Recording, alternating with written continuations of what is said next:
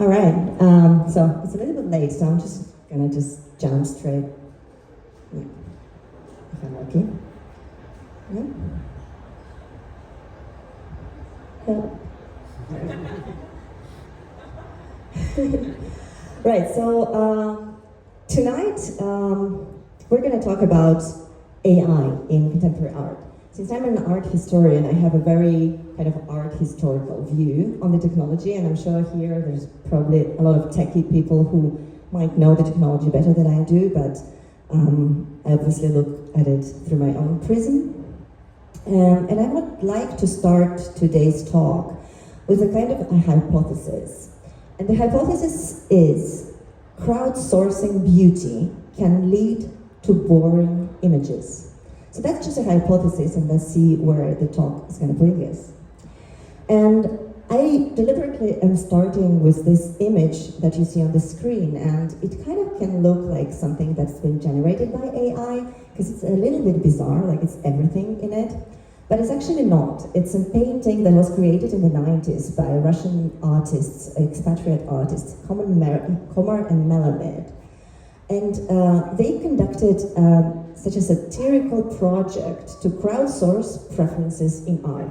So they hired an actual company that does surveys, and they decided to find out which paintings people like in 11 countries across the world. And so for Americans, they found out that 44% prefer blue color, and 49% prefer outdoor scenes, and 56% want historical figures.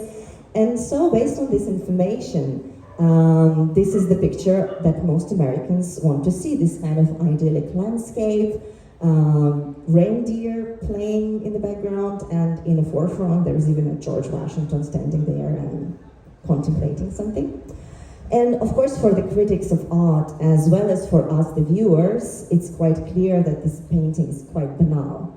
It's probably something that we could see like in a cheap hotel room, right?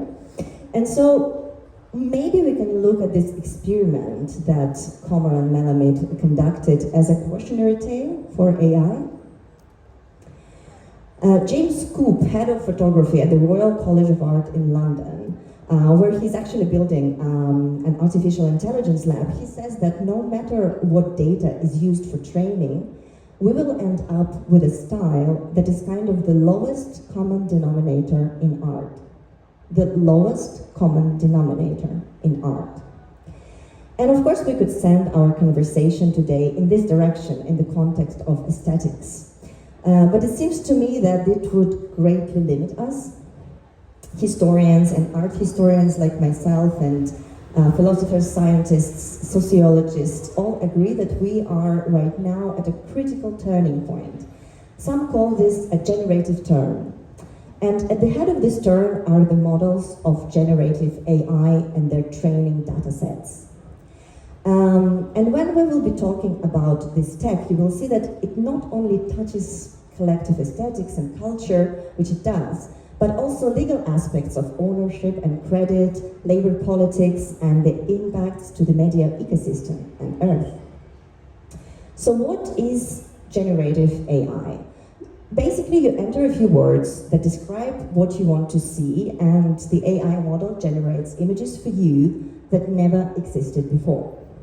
For this process to work well, the AI model must be trained on a huge number of images and their descriptions. These are called training datasets.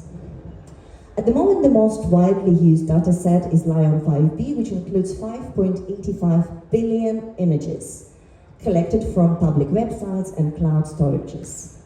This dataset has all sorts of images, from public domain photos to a staggering number of copyrighted works by both living and deceased artists, as well as significant amount of explicit content. And so we come to the first problem that we're facing here. Because the creators of this dataset did not obtain consent from anyone when collecting these images. There was neither the possibility to opt in or opt out.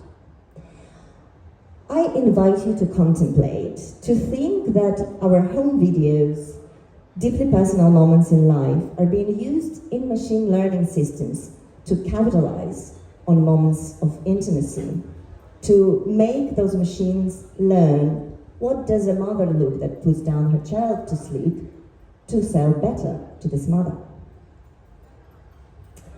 I'm sure, of course, the artists whose artistic style is being duplicated feel quite violated as well. Sometimes it takes a lifetime to develop an artistic style. Famous Italian artist Lucio Fontana, known for his cut paintings, he only came up with his spatial concept, concepto spaziale, when he was 50 years old. Famous Russian avant-garde artist Kazimir Malevich was so paranoid about his peers copying his simple and yet groundbreaking idea of the black square that he has completely isolated himself in his studio for months prior to the last Futurist exhibition in 1910, when this work was first exhibited. Now, Malevich's work is not in a public domain right now, but with models like Midjourney, for example, any living artist's style can be easily copied and generated too. Now, there is even more morbid things that are revealed each year and each month while scientists research the so-called black box of AI. The Lion 5B dataset was recently removed after a study by Stanford Internet Observatory found thousands of cases of child sexual abuse material in it. This discovery, of course, promoted Lion to temporarily remove the dataset, and I quote, for thorough inspection and cleanup to ensure the removal of any illegal content. But what does it really mean? Some companies are relying on low-paying labor to clean these datasets. It was previously reported that these workers are often exposed to traumatic content, including images of violence and sexual assault. This, of course, brings up the notion of politics of labor. And because our brain is not able, once seen something, to unsee it. Very much like those models, they cannot ever forget anything, and so deleting a dataset does not really do anything retrospectively. After a model is trained on a dataset, it retains the information it receives even after the original dataset is removed. And so it means that models like Midjourney and others that were trained on this dataset, which practically all of them, continue to function with this knowledge inside. The other problem is, of course, data laundering, and the creators of Midjourney were recently caught discussing laundering copyrighted images while training their AI model. It's really easy to do because an image that's been generated by AI cannot be copyrighted. So you just kind of put it through this model and then you delete the original, and that's it. In the Times Magazine article just from April this year, they talk about meta collecting consciously the copyrighted data because it's just faster, and it's a race for our data that is happening right now. So the one who has more of it wins, and so of course negotiating licenses with publishers and artists and musicians just would take way too much time. And so it's also important to understand how these machines see and understand images, because we are talking about art right here, right? And of course, they see not like we see. The machine only sees the code and the text denominator assigned to that code, and then comparing millions of codes and millions of texts, it concludes that that is an apple or this is a car. But how does this kind of vision relate to ours? After all, the final product created by these machines is intended for our vision and is shaping our culture. Our human vision is a complex process, and unlike what many people think, that our vision is somewhat acting like a video camera or a camera, approximately only 20% of the information that we see comes from our retina, and the remaining 80% is processed and interpreted by our brain, by the memories, by the information that it stores. And it means that to see is not just a technical process, it's also a process of relationship. It's a historical process, it's a cultural and a political process. And of course, machine vision and AI is often described by the developers in these purely technical terms, but it doesn't mean that those synthetic forms of vision are devoid of these histories and this politics, and it's quite important to figure out why. And so how vision works, how image works, these questions are the questions that artists have been dealing with for more than 1,000 years. And not surprisingly, artists are the ones who create projects to research this substrate of images, this visual underworld of those images, and to see how it works on a more granular level. And there is an assumption that AI system is somehow highly scientific and therefore objective, that they represent the view of the world that somehow is not distorted, and of course in the reality is the other way around. Algorithms are created by humans and therefore subject to biases, and it's important to ask whose ideas and biases underline those algorithms. In short, you guys, AI is very political. And what obvious problem these artists, Spaglen and Crawford, exposed in their research, and this is just a small snapshot of what they did. Well, first and foremost, that in machine learning, there is an assumption that in machine vision, concepts, whether apple, gender, or emotion, or loser, exist on their own, and that these concepts are fixed and universal. It assumes a fixed and universal connection between images and context and concepts. In other words, between appearance and essence. What does it mean? Well, this connection between appearance and essence is essentially how AI learns, on the picture plus text marker ratio. And this here is the small snippet of how word embedding classifies gender-neutral terms, attributing them to either of two genders. As you can see, to the male, then the machine will attribute notions like guru, genius, programmer, and to the female, homemaker, pageant, modeling, very normative things. What are the direct results of this bias of word embedding that informs the machine learning? Well, first and foremost, representation bias is a bias that goes into how humans are being represented in the world and in culture. It has everything to do with terms like dignity, agency, and humanhood. For example, a simple tool like Google Translate. If you try to translate from English into Turkish, which is a gender-neutral language, a simple sentence, she is an engineer, he's a nurse, and then you copy and paste this same translation back from Turkish into English, it will give you, he is an engineer and she is a nurse. So this leads, of course, to very direct harms to all of us and to our culture. ImageNet, another dataset, does this by assuming that a person can be categorized by their photo. And so in figures 1 to 3 are labeled as loser, kleptomaniac, and snob, respectively, although we don't see any direct signs of those notions on those pictures. An example of the harm caused by such algorithms in the case shows in the case where it turned out that Google Images showed only 11% of images with women when searching for the query CEO. And at that time, and that was a couple of years ago, the fact was that 27% of CEOs in the US were women. So we see that already existing gender inequality is being reinforced by these systems. Ponder on the fact that when bots scrape internet for pictures, there is no element of moral or ethics involved in the process.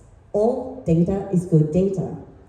And so historical atrocities that are abstracted into completely unrelated categories. For example, I just recently found out that Nazi soldiers are listed in the training datasets in the category of hero.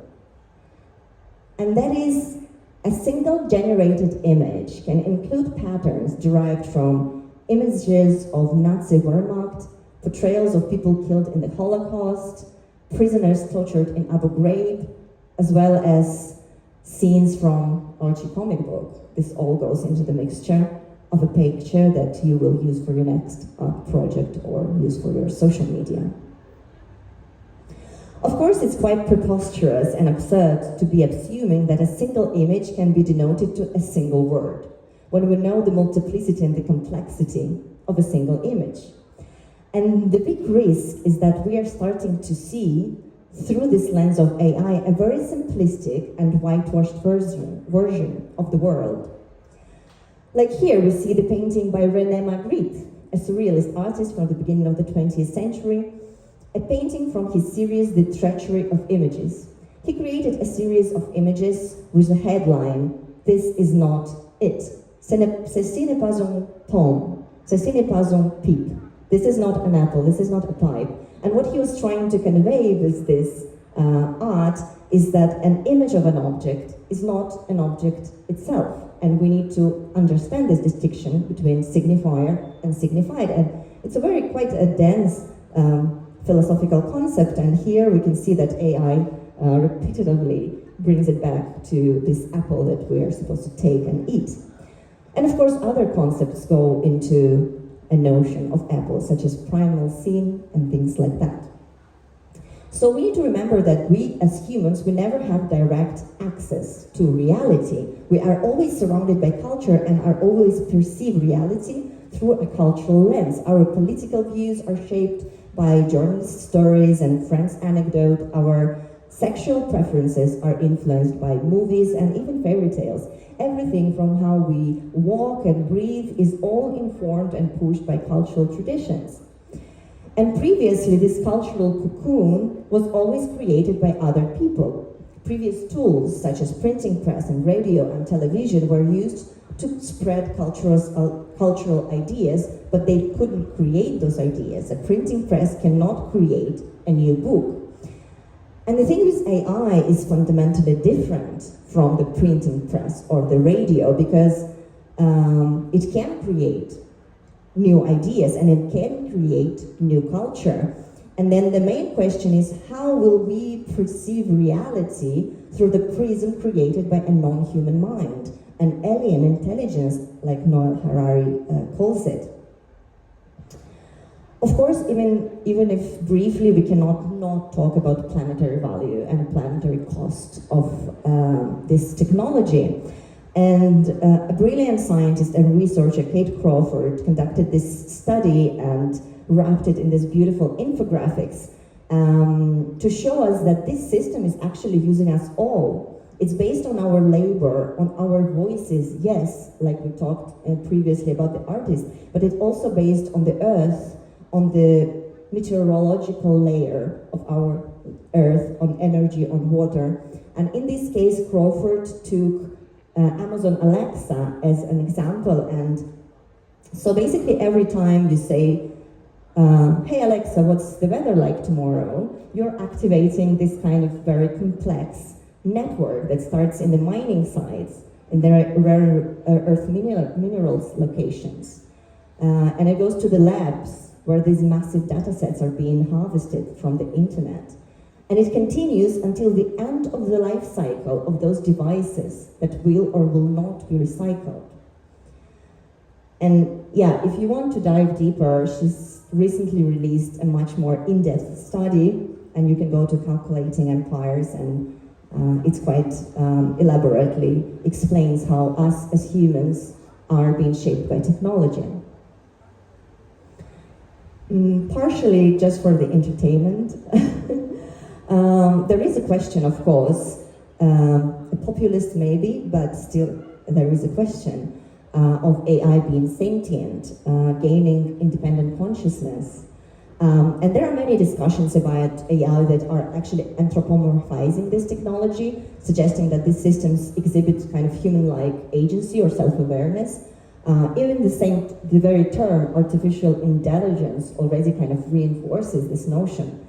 And these agentic roles that we prescribe to AI, they, of course, also problematic because, first of all, they undermine the credit of creators and their labor, and then they kind of deflect responsibility also if something goes wrong.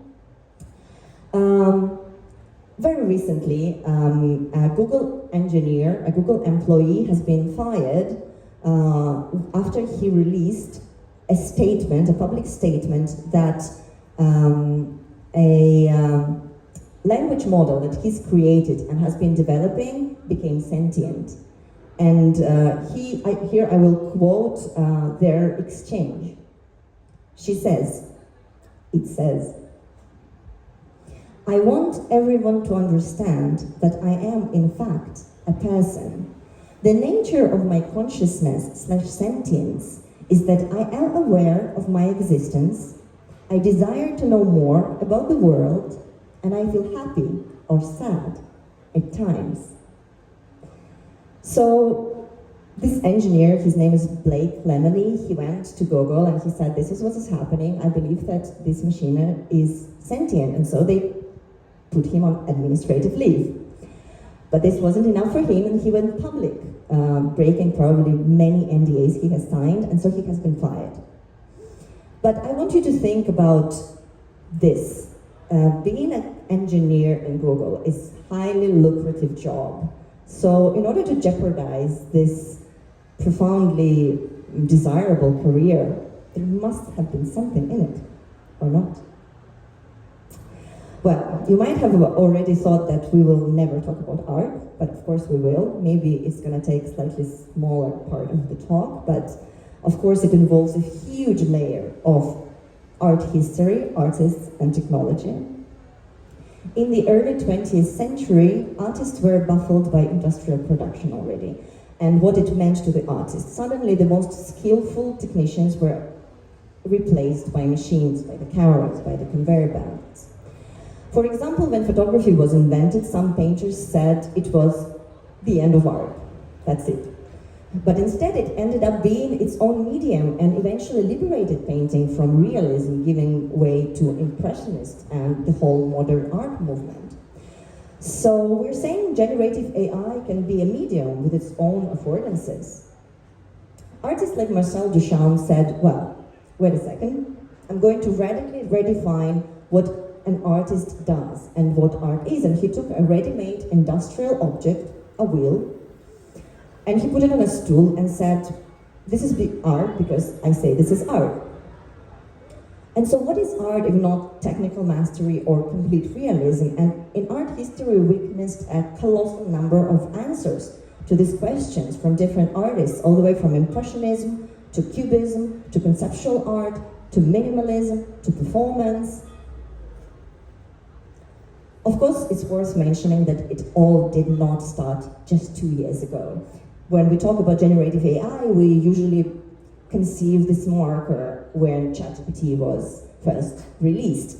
In fact, the first ever original work created by AI was created in 2018, and I honestly remember writing about it in Art and Lock. It went very viral because of the smashing Christie's sale, where this portrait was sold for more than $300,000, with a high estimate being set by the auction house, $10,000.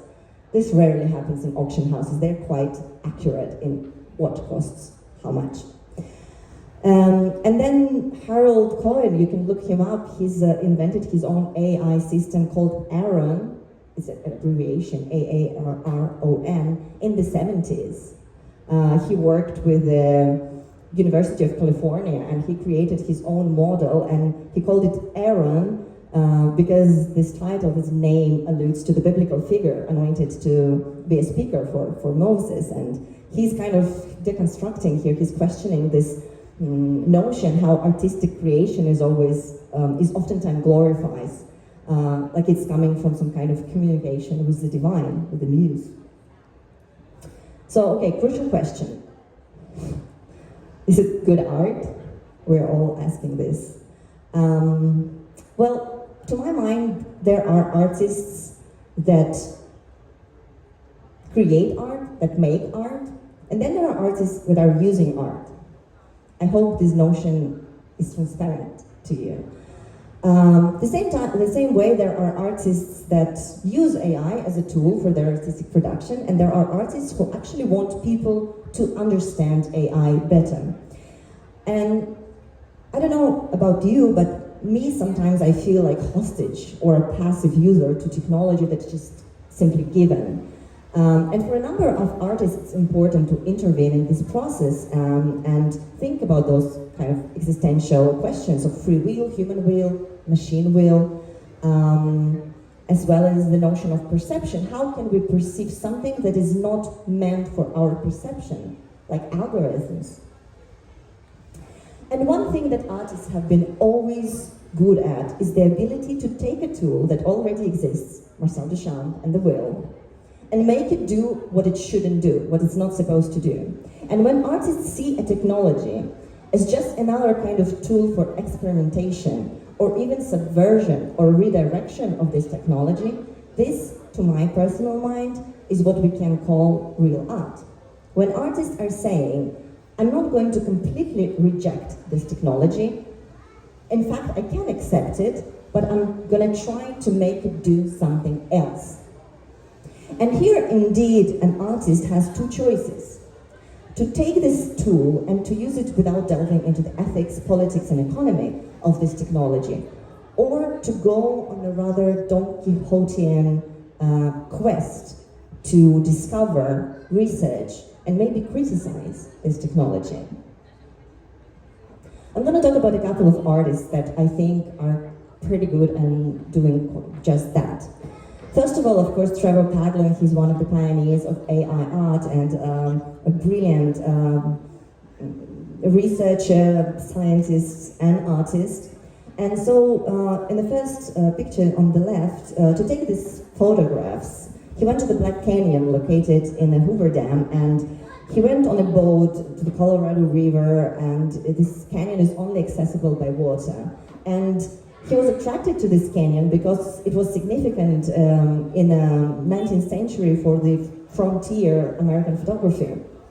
And today this area is rarely photographed. So he took a huge amount of photos of these beautiful landscapes, and then he went and put it into the software for autonomous vehicles, for the self-driving cars.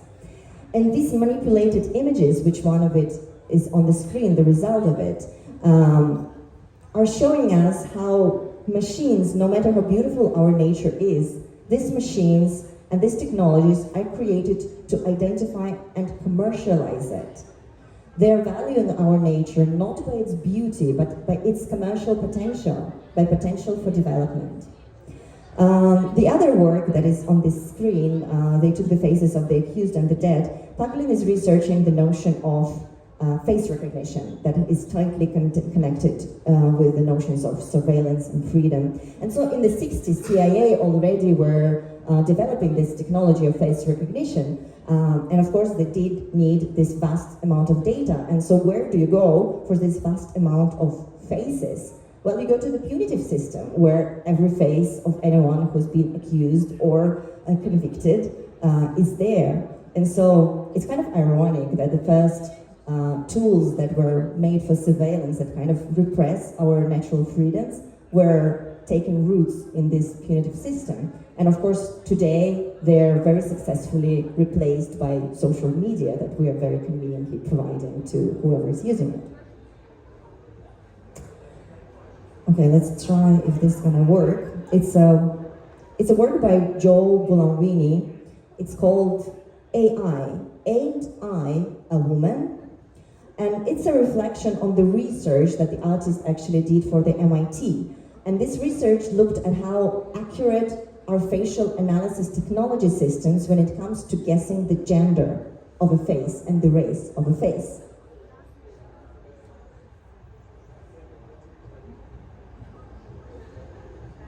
Didn't work. Sorry.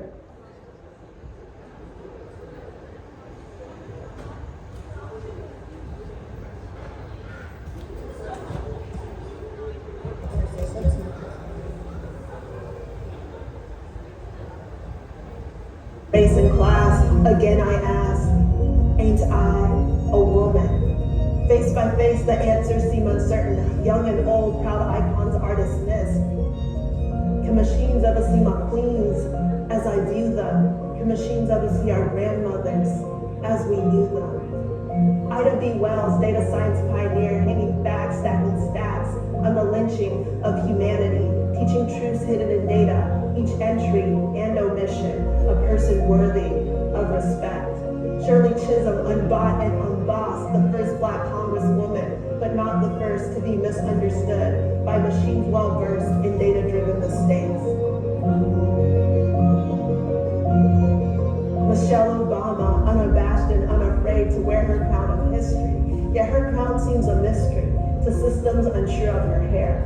A wig, a bouffant, a toupee, maybe not. Are there no words for our braids and our locks? So, oof, this is very loud, sorry. So these are, of course, is this very loud? Is this like way louder than it used to be? Much louder, right? Yeah.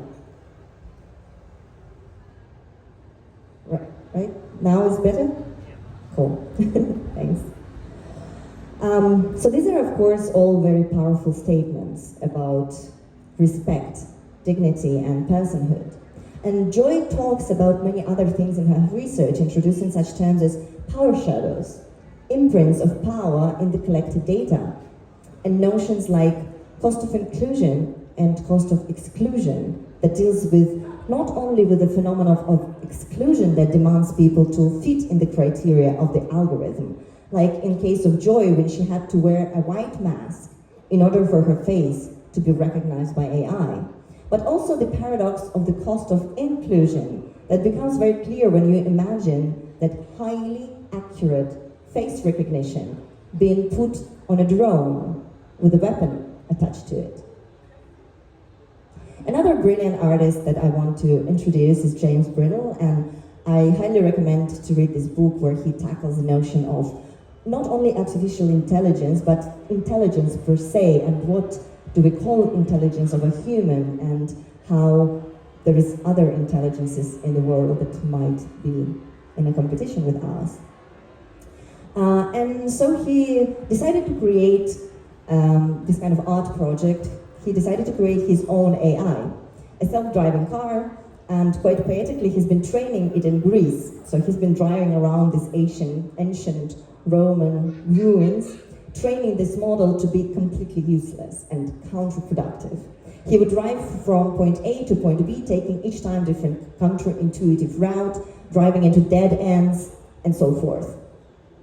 And so he decided to draw this large circle with an uninterrupted white line on the inner part and interrupted line is on the outer part, so that if there is drivers amongst us, we well know that we are not supposed to cross the uninterrupted, the solid white line.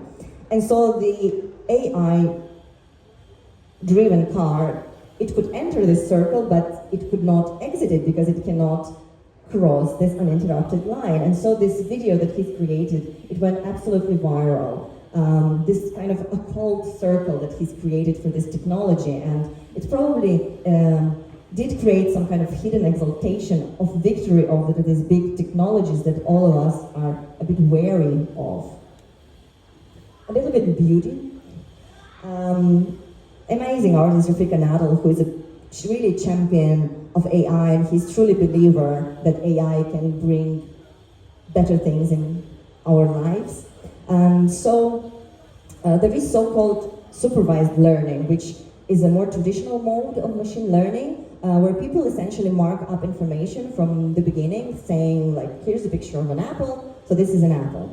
And the artist is more inspired by the question, what will happen if we do not use technology in the way that it's imposed on us, but use it in a different way?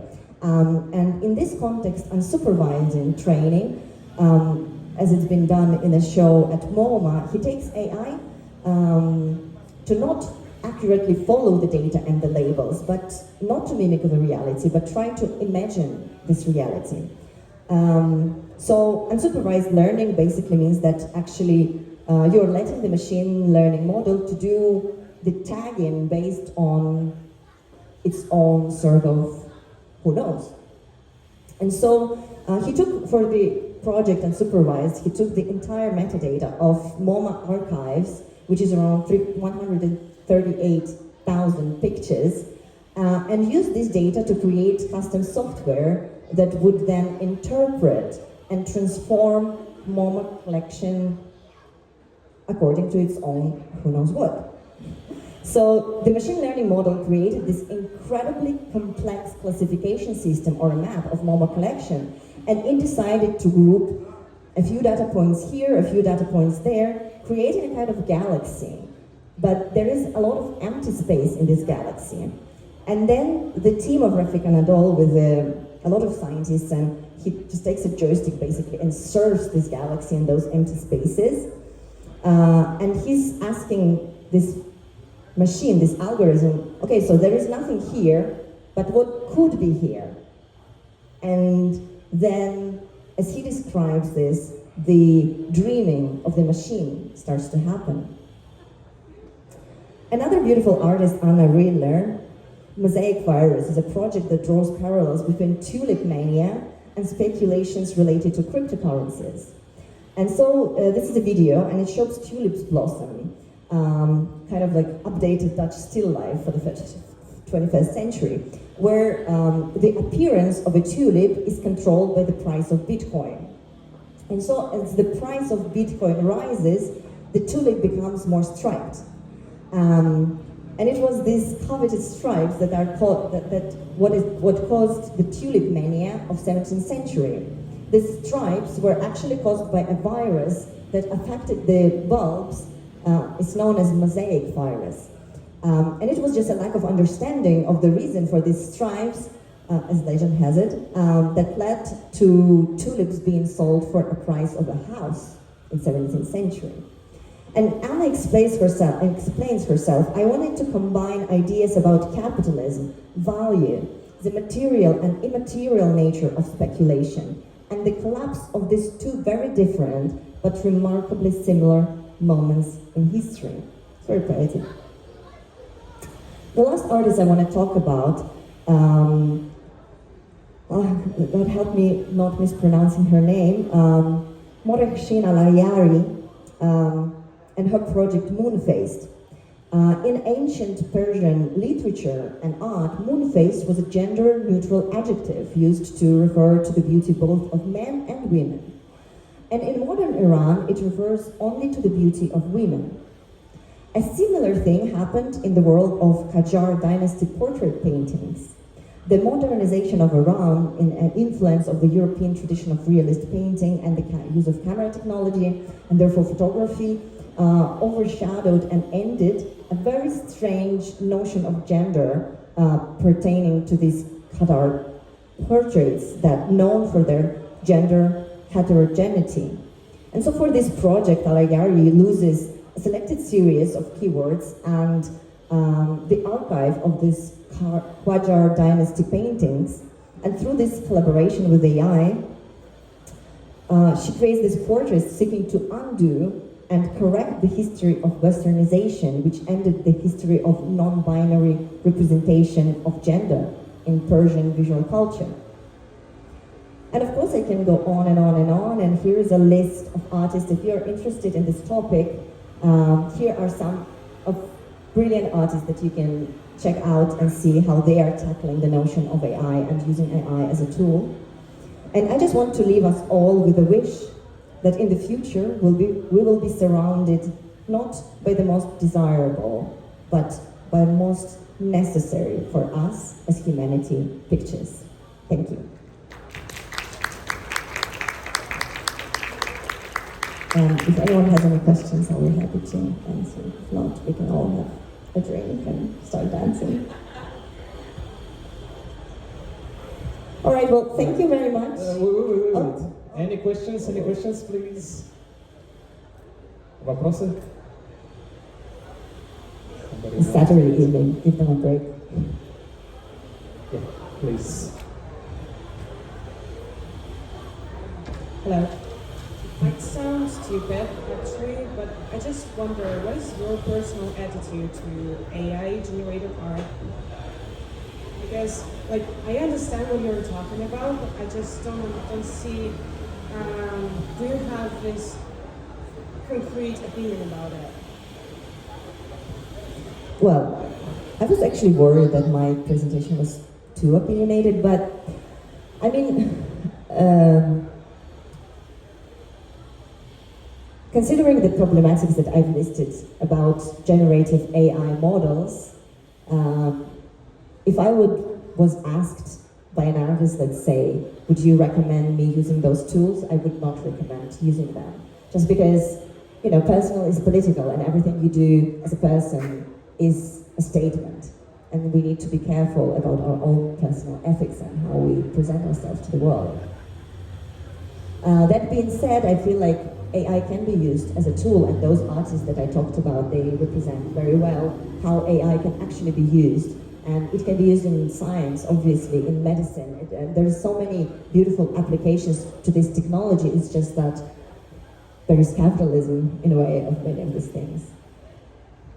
I see. I will not continue because I can talk about it for like hours. So thank you so much.